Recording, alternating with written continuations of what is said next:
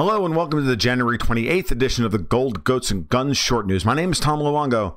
We've got a lot to talk about, and tonight I want to talk about the wall, Nancy Pelosi, and what's upcoming for the Democrats. So, Friday, Donald Trump agreed to a deal to reopen the government. And most of the people on his side of the fence are angry with him, at least the hardcore ones, the Ann Coulters, whatnot.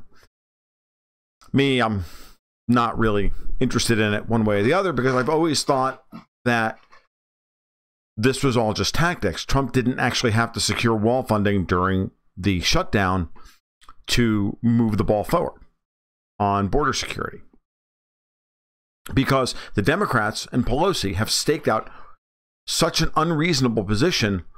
All he has to do is make his point and then reopen the government after offering them a very reasonable deal and saying, you've got 21 days to come up with an answer. And if you don't, then we're going to do this all over again.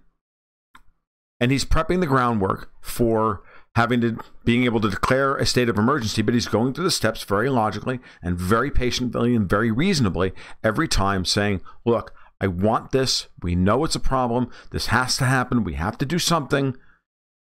Because if we don't, then I will legislate this via executive order, which I have the ability to do, and everybody knows it. And the only people who are angry about this are the Democrats and the media, and of course the hardcore leftists who support the Democrats, who are just virulently anti-Trump. But it doesn't matter, because Trump can and will do this. But again, he continues to try and move the ball forward on important campaign promises by first putting the Democrats in a bad position. And I think he's got them dead to rights on the border wall. I was watching a live stream with Scott Adams earlier in the day, and he reminded everybody what he said originally, which I hadn't actually watched Scott's previous stuff. I haven't watched Scott in months, actually. But I checked the stuff out this afternoon, and he said, everything is kind of worked out as I have foreseen. This is Scott Adams, not me. Saying that ultimately this was going to end with both sides agreeing to kick it up to the engineers and the experts and let them come back with a solution. So Trump will look reasonable coming off of a huge, big 2,000-mile concrete wall, which is what Pelosi is still effectively trying to pin him with, calling walls immoral and saying we're not going to give you $1 for any of this. And no. And she's just looking like she's just obstructing him exactly the way he portrays her, and it works perfectly. He's got her dead to rights on this. So the shutdown was never about securing funding for the wall. The shutdown was always about putting the Democrats on their back foot from the position that they'd staked out for themselves, which was to go nuclear and say, no, you don't get $1. You don't get anything. Walls are immoral. This is all horrible. We can't possibly give you anything because you're not even fit to be president. Is that a strong negotiating position? And so today, everybody in the media, I just spent half an hour or an hour going through various articles, all praising Nancy Pelosi's strength and diligence during all of this, and how the polls all work out in her favor. If you look at those polls, they're all like Dem plus 15 bias. It's ridiculous. In order to make the point that she's actually, gained popularity and Trump has lost popularity. And I'm not going to argue that Trump has gained popularity over shutting the government down for over a month. But I'm not down with the idea that Pelosi comes out smelling like a rose for doing this. Because everybody knows that at some point, all of this is going to come to an end with Trump getting somewhere close to $5 billion for an added physical, electronic, some form of barrier on the southern border. He knows this. Everybody knows this because the House already passed a budget with $5.7 billion worth of funding for the wall that was quashed in the Senate by Republican traitors and rhinos like Mitt Romney and Lisa Murkowski and the rest of them. So this is all just politics at this point. This is all Pelosi grandstanding to give Trump nothing because it's important from a 2020 perspective.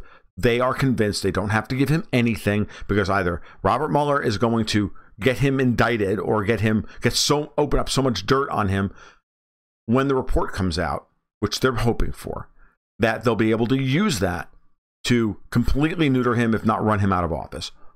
Or they're going to give him nothing so that she can continually outmaneuver him and get his base to jump ship because he keeps looking weak. But he doesn't look weak here. He looks reasonable. And Pelosi still feels like power politics is all about showing strength all the time. She has to show an inordinate amount of strength. She's still got the crazy feminist mindset that you always stand up to a man. But Trump's not the one acting like the unreasonable one here. Trump's not acting like the harpy. She is. So she knows she's going to have to cut a deal on some form of border wall funding. And if she doesn't, this is going to go very badly for the Democrats because Trump will then be able to use that and say, okay, look, I have been reasonable. I have given you what you wanted. I have tried to work with you and you won't bring anything to the table. Not $1. Okay, fine. Executive order, declaring a national emergency, moving the troops onto the border. This is what we're doing. I have that right, my power, and you can take it to the Ninth Circuit all you want, but I'm commander in chief and I'll move the military down there if I need to, and we will get this done. And the courts can issue injunctions all they want, but the courts will not be able to stop me from being president. You guys have tried this stuff before. It's not going to work. At that point, and this is the interesting part, at that point, we're going to be close to early primary stuff for the Democrats. We've already got everybody and their brother declaring that they're running for president. We've got embarrassing Elizabeth Pocahontas, whatever his name is, Elizabeth Warren beer drinking videos. We've got Kamala Harris. We've got Bernie Sanders. We've got all of these. We've got them all, right? They're all gonna declare. And we have the Democratic operatives in the DNC all screaming to no, keep the field small. We don't want to split the vote. We don't want to give Trump any advantages. Case in point, Bernie Sanders is now being accused of being a Kremlin agent because, oh my God, one of his campaign managers worked with Paul Manafort once. Paul Manafort's worked with everybody. Paul Manafort likes one thing and one thing only: money. He's a political operative. He has no ideological bias other than pay me. And that's the way most of these campaign operatives are. They're not loyal to parties. Okay? So this whole thing is, so it's so transparently bad that it's so obvious what the situation truly is, which is that Hillary Clinton's going to run for president, is going to declare for president. But in the meantime, she's going to start picking off everybody who looks anything like a potential good candidate. That's why Kamala Harris is now going to have to deal with Willie Brown, sorry. And it's why Bernie Sanders is now a Kremlin agent. And you can imagine it's going to be that way for the rest of them. Tulsi Gabbard is going to be tarred with the Putin puppet brush and the whole 9 yards. This is what the Clintons excel in, right? They're good at one thing, as good at smearing people guilt by association than the rest. It's what they do. They mobilize their quislings in the media. They mobilize everybody they've got dirt on. Okay? And then Pelosi is going to have to continue to try and fight Trump in the worst way imaginable in order to try and keep the Democrats on message between now and 2020. And that just makes her a really easy target because she's not going to have any negotiating room.